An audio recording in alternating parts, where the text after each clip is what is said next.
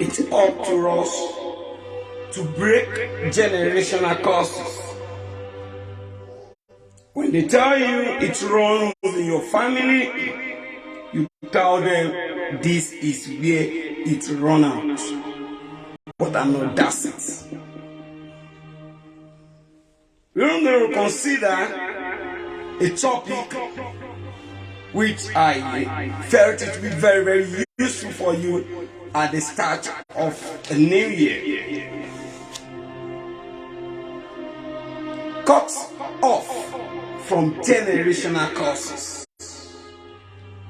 Cutting off from generational curses. Now, there are two things we should understand before we go deep into these words. We need to understand the word cut off, and we need to understand what curses.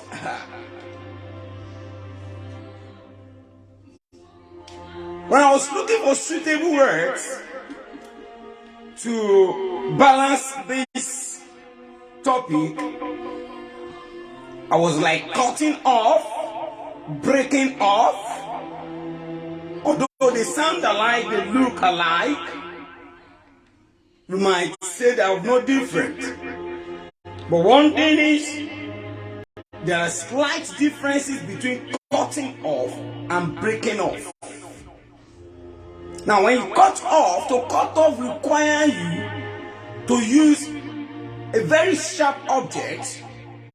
Is either knife, is either scissors, is either cutlass. So it's a very sharp object that is cut off. Now, when we say break off, is to remove something on a larger unit. It also means to stop abruptly, as in to stop with immediate effect. You stop with immediate effect. So that is cut off and break off. Now, and that's why I perfect it with the word cut off from generational curses. The best way to disconnect from generational curses, both words are useful. You cut off, then while having the cut off in mind, you break off. It's going to be, you don't procrastinate immediately, you're going to stop it. Now, cut off from generational curses. We talk about generational curses. They are belief system that limit man. Their belief system that limit the growth of something. Their belief system that slow down the rate of growth of a person. And what do we mean by generational curses? You can also call them ancestral sins. You can call them generational sins. You can call them ancestral faults. It's a way of life which has a lot to do with the past. It's a way of life that the past has imparted into the lives of our foreparents, forefathers, foreparents. You understand? I'm calling about generation. Now, it's either you use ancestral sins. When you talk about ancestral, you're talking about the ancient. It is a doctrine that individual inherits. It is the doctrine of sin of our ancestors. It is an habit, a behavior that has been passing from a generation to a generation. An unraveled generational curse is something that limits man from exploring the potential and the gift God has given into you. And what is so powerful about it is it's a belief system that you carry along anywhere you go. Because you have this belief system. Example, when we talk about in family of A, they don't make it. In the family of A, nobody has ever crossed that path. In the family of A, nobody has ever built a house. In the family of this person, nobody has ever buy car. In the family of this person, nobody has ever traveled out of the country. In the family of this person, no one has ever go to higher institution, university. Their education ends at secondary level. In this family, their firstborn don't always give birth to child.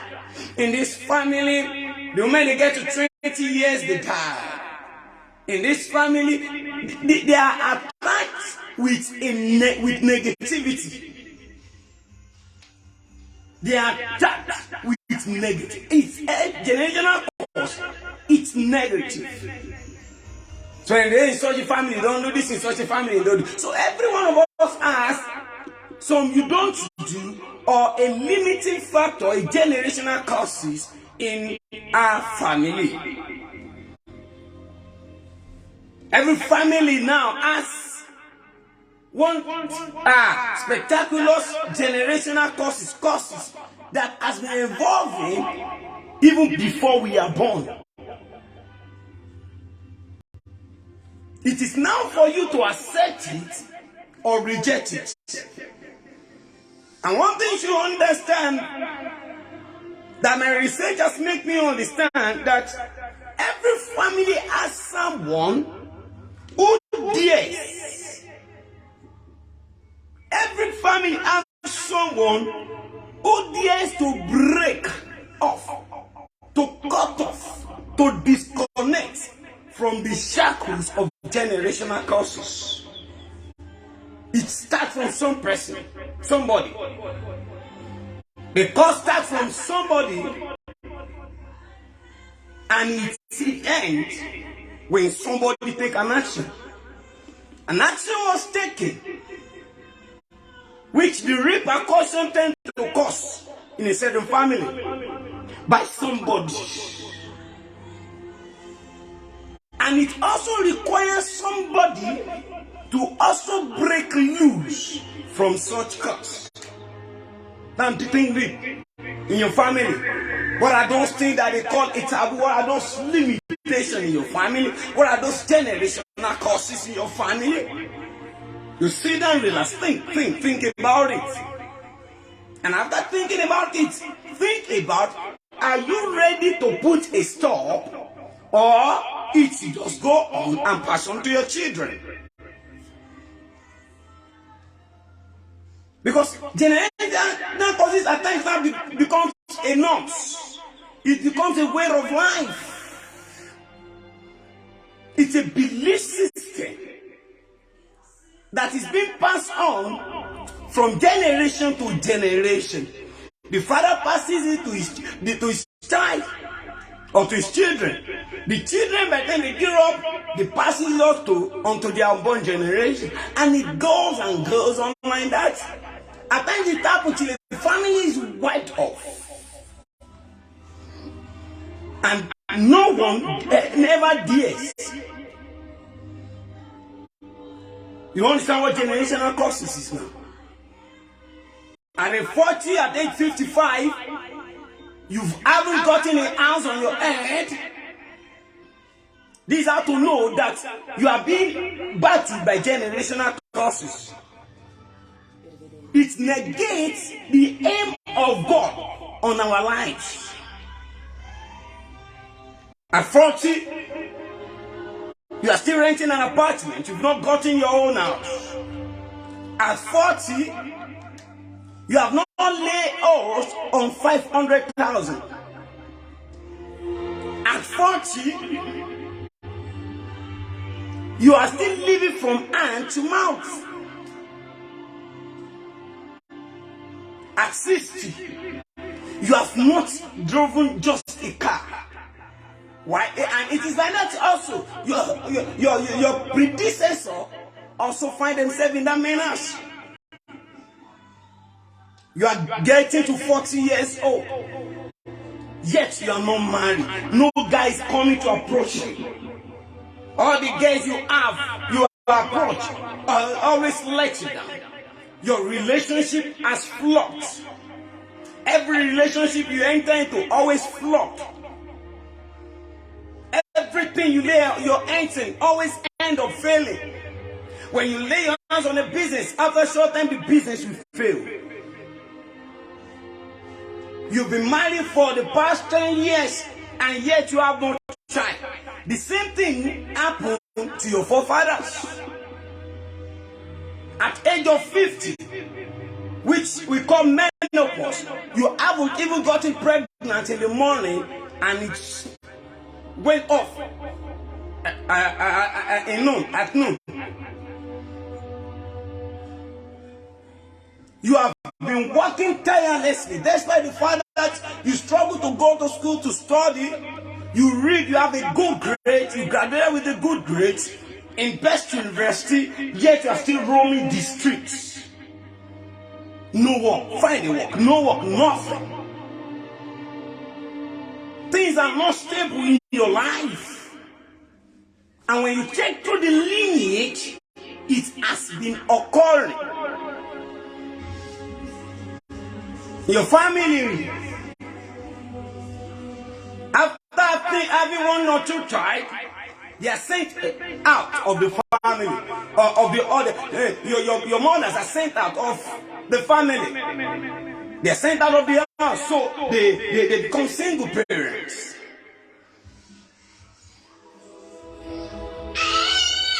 At your age, let's say at 30, nobody has a stable home. No one has ever had a stable home in your family. Every female in your house, in your family, from your generation, always end up being a single mother. Every female, they end up to be a single mother. And it goes on and on like that. They are accompanied by negativity, negative things.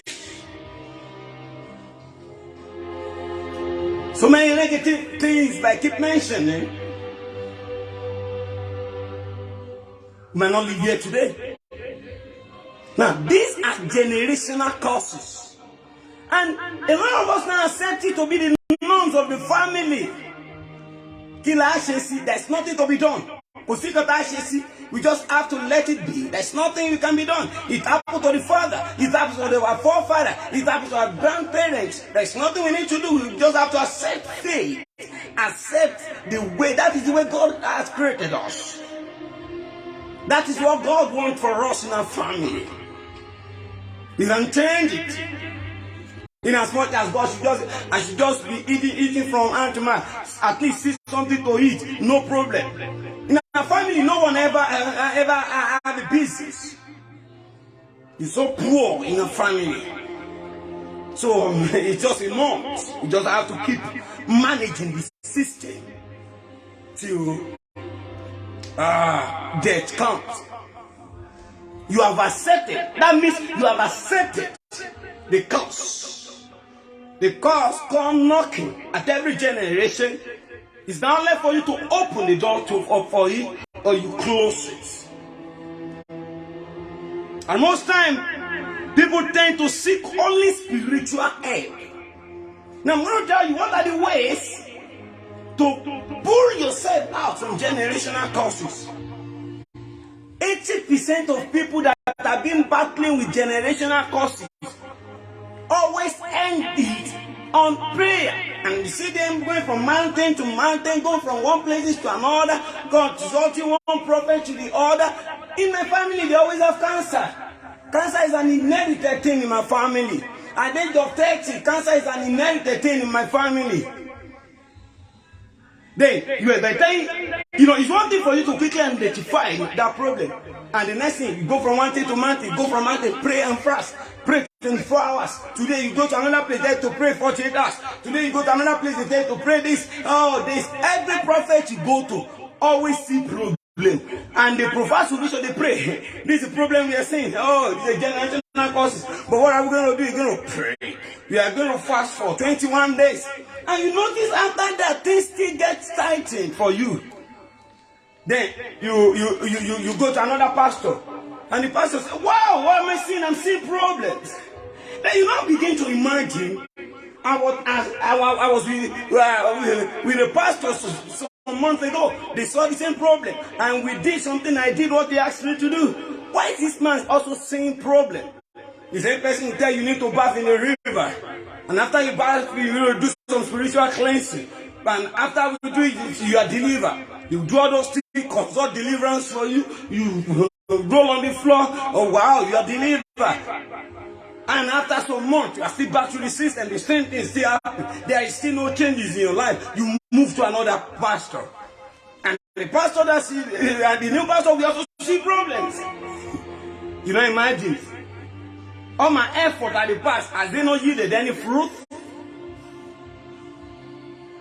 So when you're talking about a way for you to break loose from generational causes, prayer is just 30%. Prayer takes 30%. When you pray to deliver yourself from generational causes, that is just 30% solution.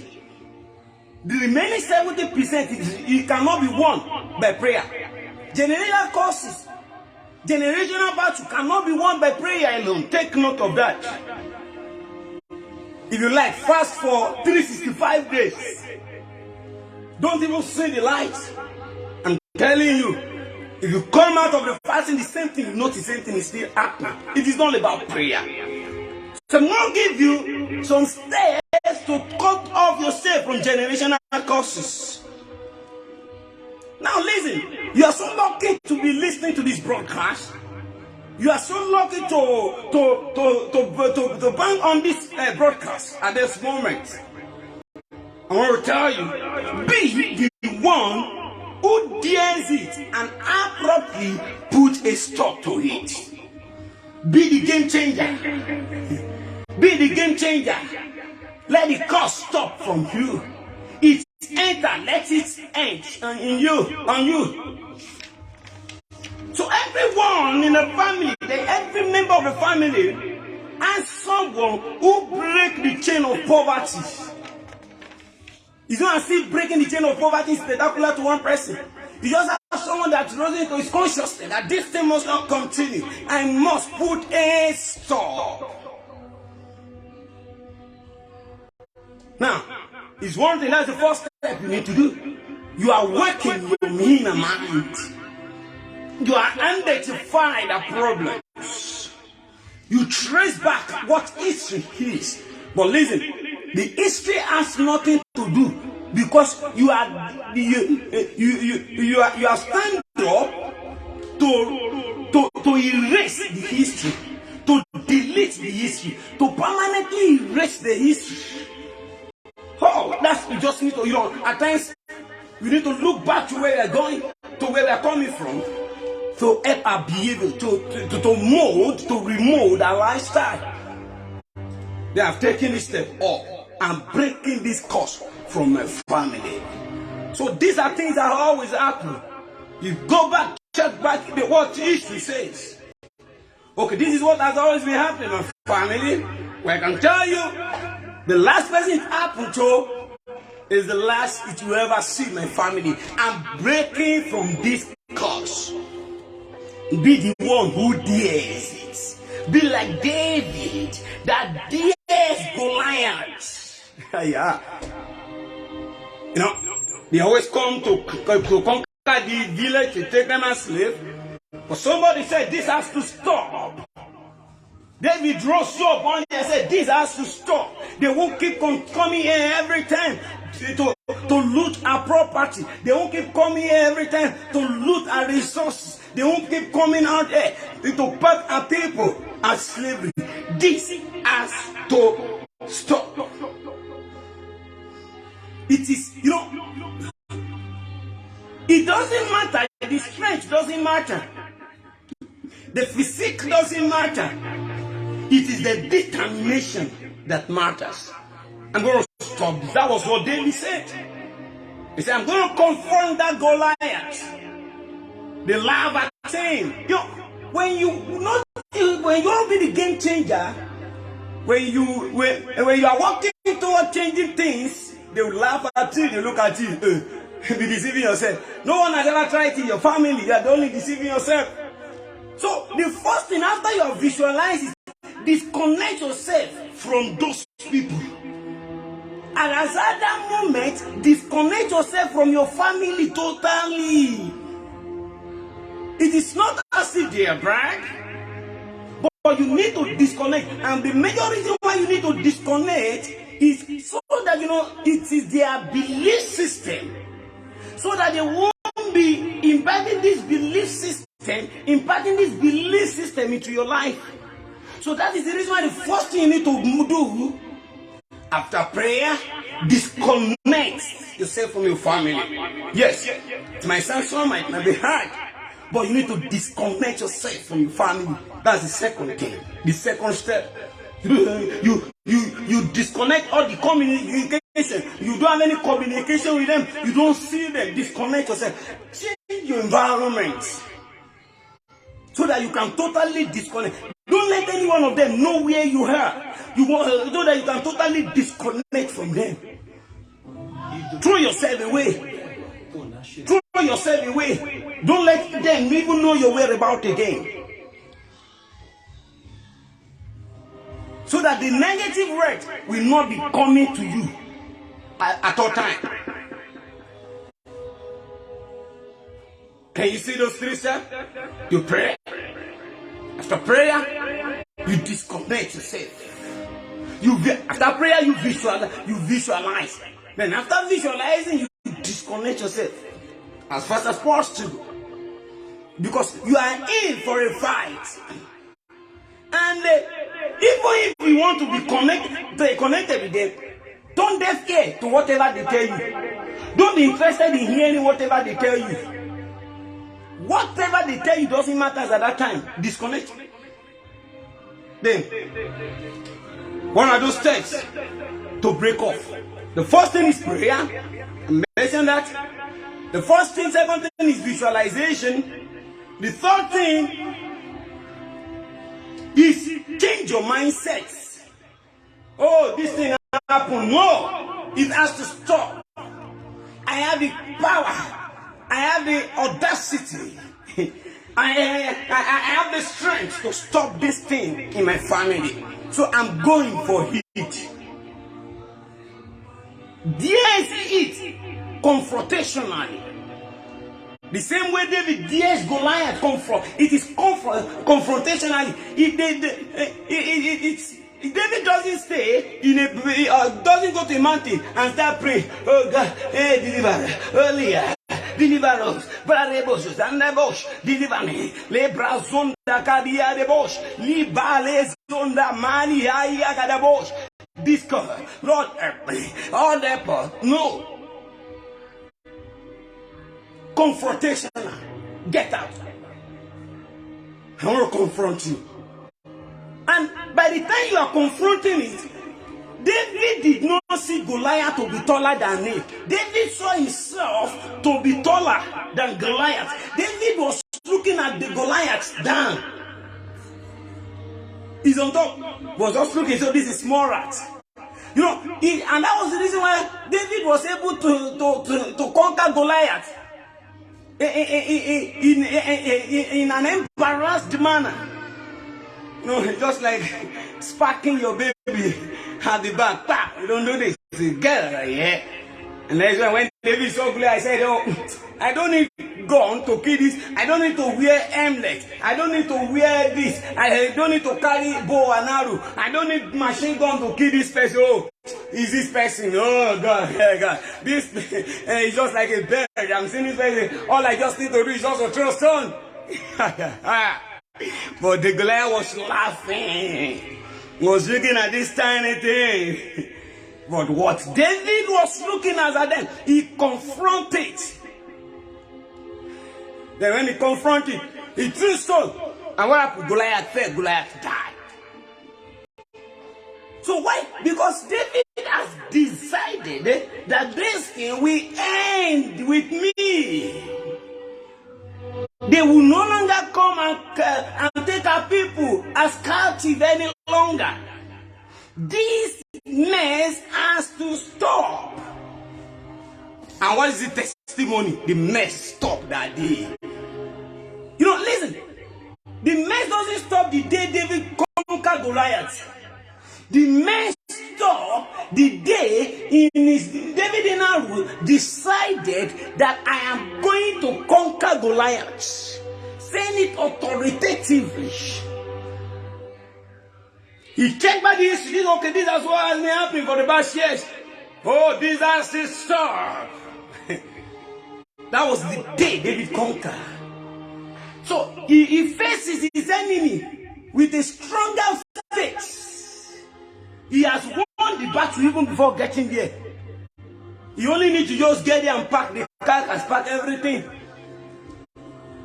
Confrontational. Another thing, identify how they live their life. That's when I say you look at the history, you check back the history. Now, why taking back the history? Check how has these people live their life. What are those things they've been doing?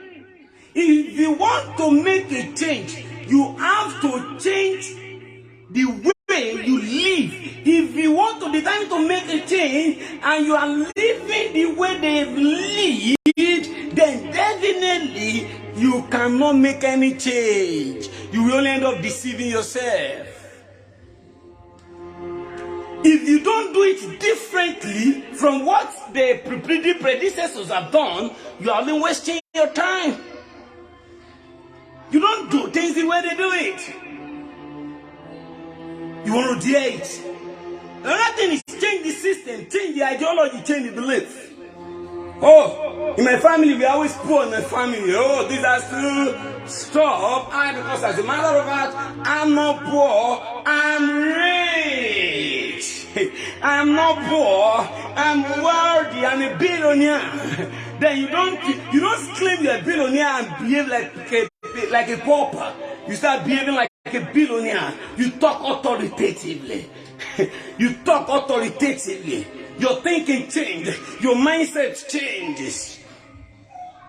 Then, as at that time, you are not seeing what they are seeing. You are seeing differently from what they are seeing. You don't see the same thing again. You have become an entire, this thing, the gap is wider. An entire person. An entirely different person. You change the system, change the ideology, change the belief. This is how it used to be. Oh no, it's not going to be like that. This has to stop. People have to put an end to this thing. This thing has to stop. It's not going to continue like this again. You have changed the system, you have changed the ideology. Then read books. Leaders are readers. To become a leader, you must be an addicted reader. Because it is in reading that you seek inspirational ideas. The Bible says, seek understanding. Everything thou seekest, seekest knowledge, seekest understanding, seeketh wisdom. The word about some people, I don't know how to put it in English. Wisdom cries outside. No one to get it. Wisdom is roaming around the streets. Wisdom is left alone in the cold. Nobody to tap it. And the people are inside foolishly.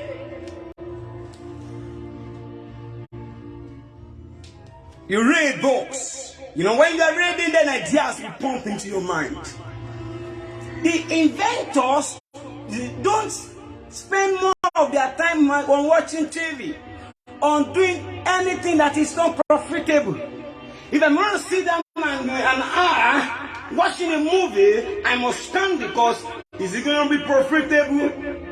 If after 2 hours of sitting down, I ask myself, in these 2 hours, Solomon, what have you learned? What has it impacted your life? No.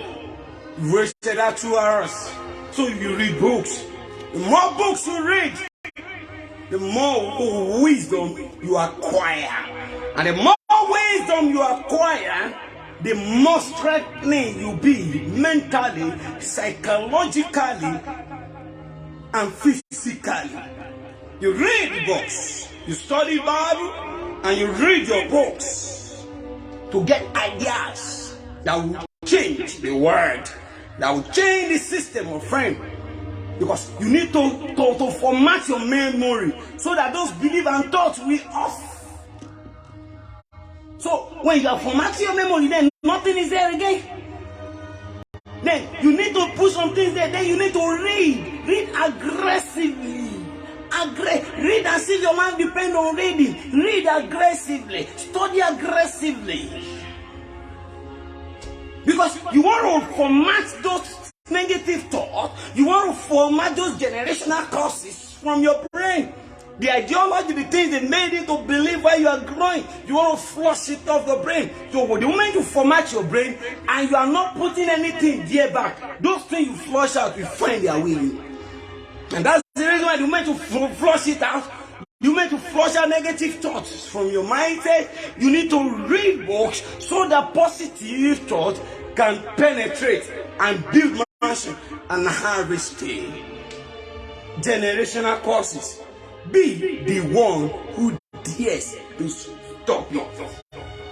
The richest, your family is going to be wealthy. Be the one to stop poverty in your family. Be the one to stop failure in your family. Dares it, and it shall be accomplished. Thank you so much for listening to this broadcast today. Please kindly subscribe on our YouTube channel, Impact Media, Impact Living Media, and on Facebook, and our Facebook page is Impact Living Media. Remember, Shalom.